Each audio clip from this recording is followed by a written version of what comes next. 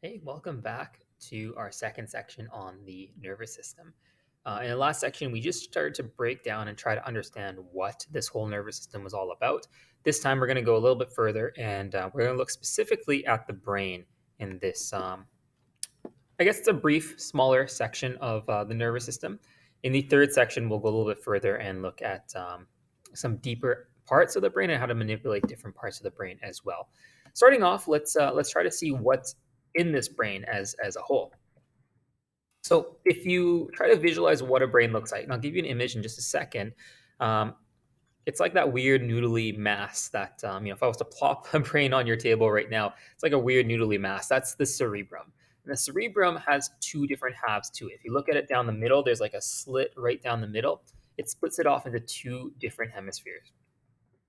Each of these hemispheres has a little bridge in the middle, deep inside of the brain. This is called the corpus callosum. There are a couple of pockets above and below, so those are called the ventricles, but we'll get into those later on. Cerebrum has a lot of capabilities. So it's just jam packed full of neurons. You can have various sensations and functions happening from this brain region.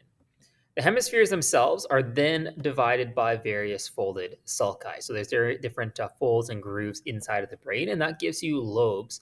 And as it turns out, each of these lobes is responsible for something different that your nervous system does. So let me give you a list of what that is first, and then I'll show you a picture of what that brain is and where those lobes can be located. Starting off with the frontal lobe, or I can describe these as we go through. Frontal lobe is if you were to take a look right at the front of your forehead, right behind your forehead, that section of your brain is going to be your frontal lobe. This is going to have all of your complex thought processes, anything that you're really thinking about and have to really think about, that happens typically in that front part of your brain, in the frontal lobe. All of your motor function is also controlled here. So your ability to move your muscles, to manipulate your surroundings, that's all going to happen from this frontal lobe. If we go a little bit further, we're now looking at the parietal lobe, so just a little bit deeper than the frontal lobe. So if you point at the very top of your head and point down, you're probably pointing at the parietal lobe.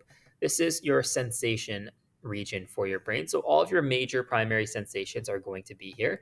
So all the things that you feel, all the things that make you feel are going to be in this parietal lobe.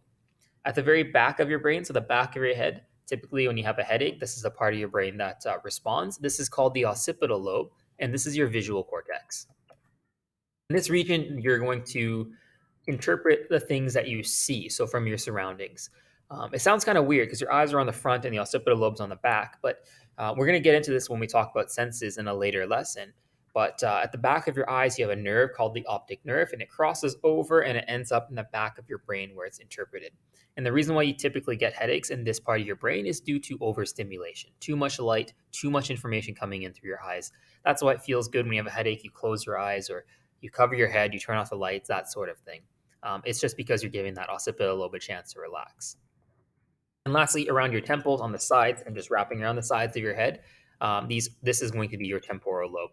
Your temporal lobe is all of your auditory information, all the sound that you can make and that you can hear. A couple of smells and tastes happen here as well. You got to be careful with these because they're still sensations. So I know that the parietal lobe is also your sensory cortex, but you have some sensations in the temporal lobe. Also, keep in mind, all of these lobes are touching each other, so there's some overlap that's going to happen as well. Here's an image so you can see what those different parts are. This yellow region at the front is your frontal lobe. You have a speech area inside of the frontal lobe. You have your primary motor area in this band at the end of your frontal lobe. You've also got this secondary band, which is a part of your parietal lobe. This is your primary somatosensory area. So the sensations involved with the organs that can move in this first yellow band. Parietal lobe is this purple section. Temporal lobe is this blue section on the side. Occipital lobe is this green section in the back. And you can see that there's some discoloring all over this brain because we're looking at all these different association areas that we have. So olfaction, for example, this is how you can smell. This is right over here. Honestly, if I was to superimpose an image of somebody's face over top of this brain, you would see that the top of your nose is in this region where my pointer is right now. So theoretically, if you had something long and thin enough, you could put it into your nose and you would eventually be tickling this part of your brain. With the coronavirus pandemic, whenever they're doing tests for the virus, this region in the back of your nose is typically what they're looking for in terms of which viral bodies they can find there. This is also why you lose a sense of smell if you are infected with the virus, because you're blocking this region of your brain. The sulcus, those grooves, are these little edges you can see. It's very noticeable now that the brain is colorized, but if the brain wasn't colored, you wouldn't be able to notice these as easily. Visual cortex, as mentioned, is in the back. The association area is just right next to that. And then there's a spongy area in the very bottom. This is for proprioception. So that's going to help you um, identify or orient yourself with up and down. So the fact that you know what up is and what down is, that's because of this region of your brain. But we're going to talk about that in more detail when we get to the cerebellum, which is what that's going to be called. Going forward, just some more information about that primary motor band and then that primary somatosensory band as well. And I'm going to show you another image as I explain that part as well. So I got a little bit of notes here so you can see what's going on. If you're filling out your notes as we go through, just remember your visual area is occipital, your auditory and smell is going to happen from the temporal, and your taste will happen from your parietal lobe. And here's the image that I want to show you. I'm just going to move my head up over here. Oh, I can't do that, can I? Let's move down over here then. Come over here. In this image here, I want to look at this middle image first so you can see those specific bands on the brain. This is your motor area and this is your somatosensory area. So if we take that yellow band and we extrapolate on it on this image here, it's just a cross section of the brain. You can see it's fully superficial, so right on the surface of that brain. And starting from the side of your brain, so it's a side-on image, you can see that we have control over moving our tongue, so swallowing, your throat, that sort of thing. The further up we go, we get control over our mouth, then some facial expressions, your hands, forearms, trunks, and then to your lower body, to your legs, feet, and toes. The way that this is describing your motor function is whichever organ you have more control over, or whichever body part you have more control over, the size is greatly exaggerated on this image. For example, you have a little bit of control over swallowing with your tongue and your throat, but you have a lot of control over facial expression, the ability to shape your mouth in different ways. So you can see the face is very large in this image. If you look at your hands, gigantic, because we have so much control over, what we can touch and manipulate with our hands. However, if we go on to the very end of the brain here, we can see your feet and toes are very tiny on this image because you don't have a lot of control, not a lot of motor control of your feet and toes. Case in point, if I gave you a pencil, if you're right-handed, you can easily hold a pencil in your right hand. I don't have a pencil, but I've got a dropper here, so I'll hold that instead. I can hold this in my right hand. But even if you're not left-handed, you can still probably manipulate another one in your other hand. So now I've got two of these in both of my hands. I'm holding them both like pencils. I'm willing to wager that you probably can't hold a pencil in the same way with your feet as you can with your hands. That's because you don't have that same control with your feet.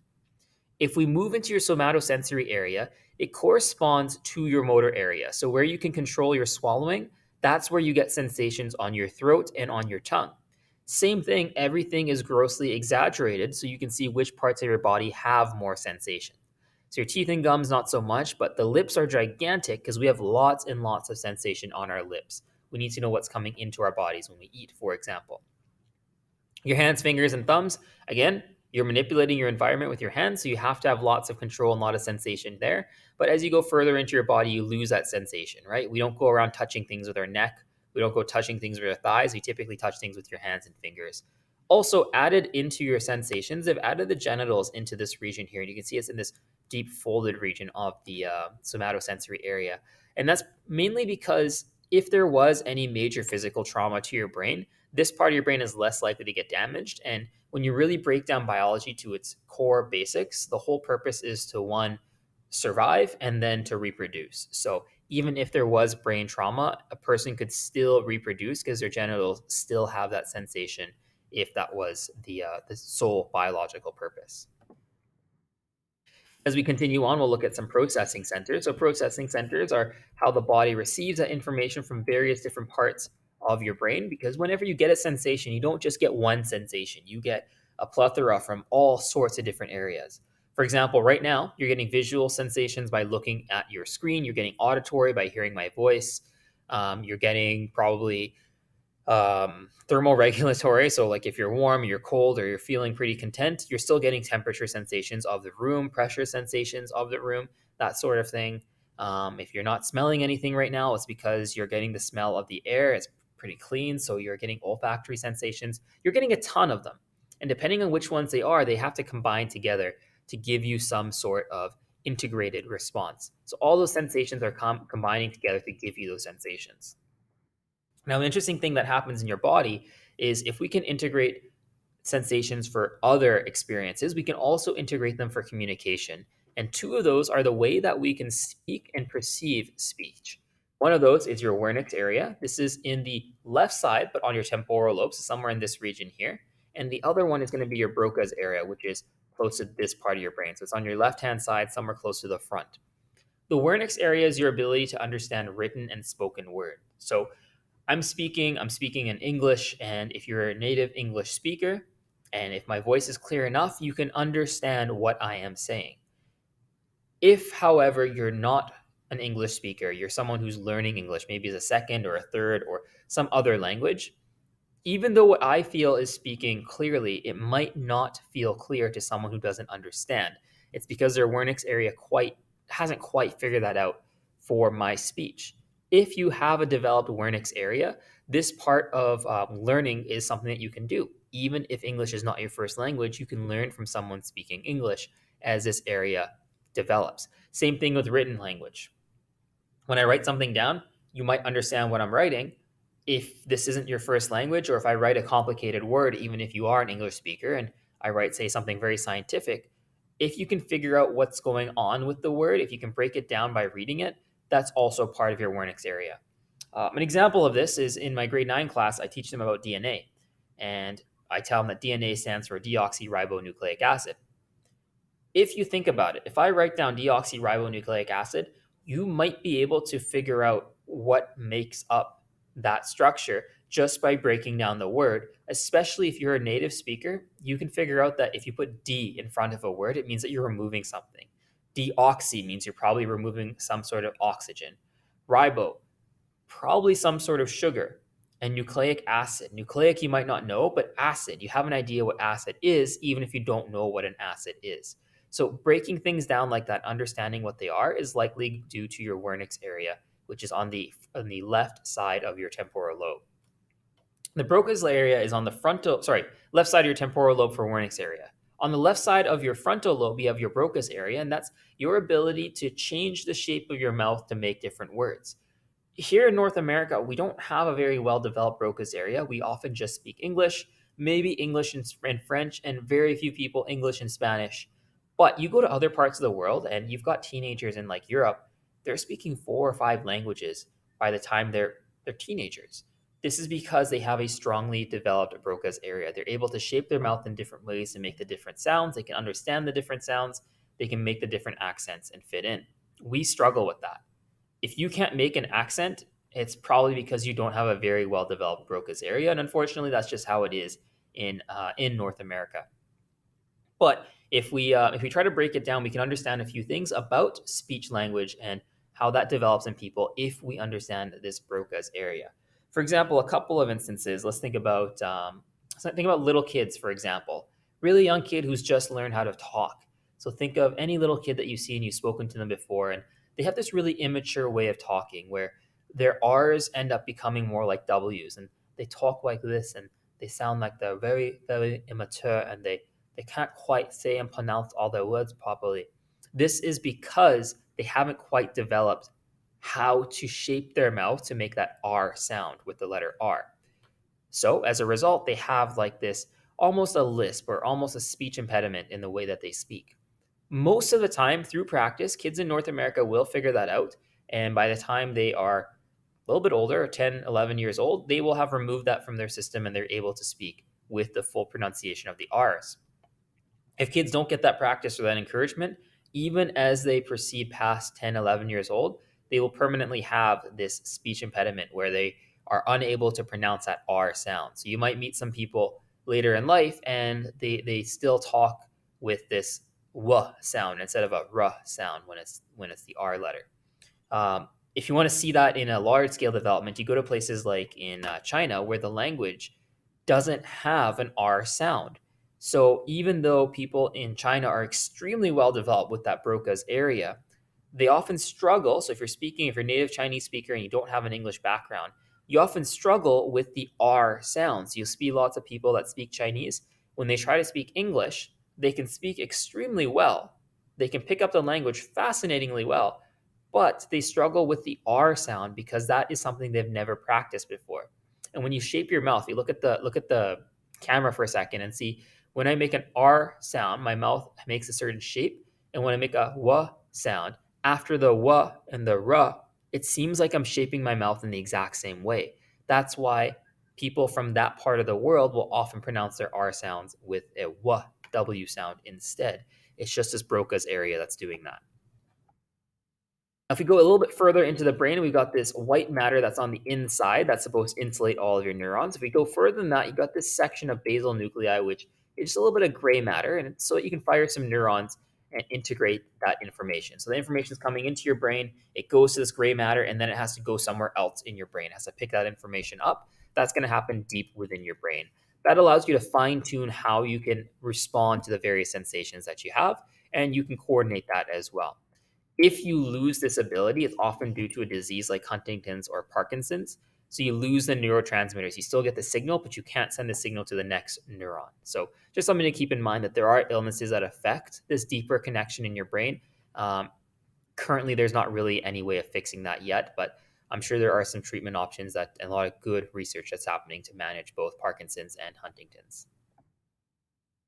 A little bit further into the brain, we're going to go into the diencephalon, which is just around the third ventricle. It's a little ring and it contains two very important glands in your body, the hypothalamus, which is a very important gland for the endocrine system, and the thalamus. And both of these are going to help control things that you don't really think about so much. Hypothalamus, that's mostly for those sensations that you shouldn't have to think about, but they will help you out a lot. Things like thermal regulation. So, how do you know you're hot or cold? It's your hypothalamus is getting a signal in your body at all times. It's going to tell you if you're getting hot or cold. Your water balance, if you're hungry or satiated, we have that sensation. Dogs, for example, have the hunger sensation. They don't have the satiated sensation. So if you keep piling up plates of food in front of me, I will eat until I'm satiated and then I will stop. Whereas if you keep piling up food in front of a dog, the dog does not know when to stop because they don't have a sensation for satiety. So um, they will eat until they throw up and then they will continue eating because they don't have that sensation. Most of them don't have that sensation. Some dogs do. Sleep as well, another thing that is controlled by your hypothalamus. We can override that a little bit where you should be getting about 6.5 to 8 hours of sleep per night, perhaps a little bit more if you're a teenager, somewhere between 9 or 10 some occasions.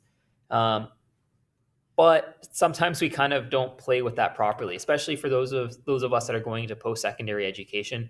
We're going to hit a situation in exam week where you're probably going to have days of 2 hours of sleep or 4 hours of sleep because you're constantly studying. And because of this, at some point at the end of that week, you will have to sleep again. Let's say it's on a Saturday night, but this time your hypothalamus will regulate everything for you. It's going to do so by when you fall asleep, it won't allow you to wake up until you slept and overslept, say 12 to 14 hours, to make up for any sleep that you've lost during the week. You can manipulate that just a little bit, but yeah, you can't stay up every single night in hopes of recovering that at the end of the week. There seems to be a cap on that. It just depends on the health of your hypothalamus. Your thalamus, on the other hand, is going to be there to relay information. The sensations come into your brain. Your thalamus decides where they're going to send that information so you can respond to them accordingly. We go a little bit further, we get into the cerebellum. We mentioned that at the very back of your brain, just below the occipital lobe. That's for proprioception. That's interpreting up and down.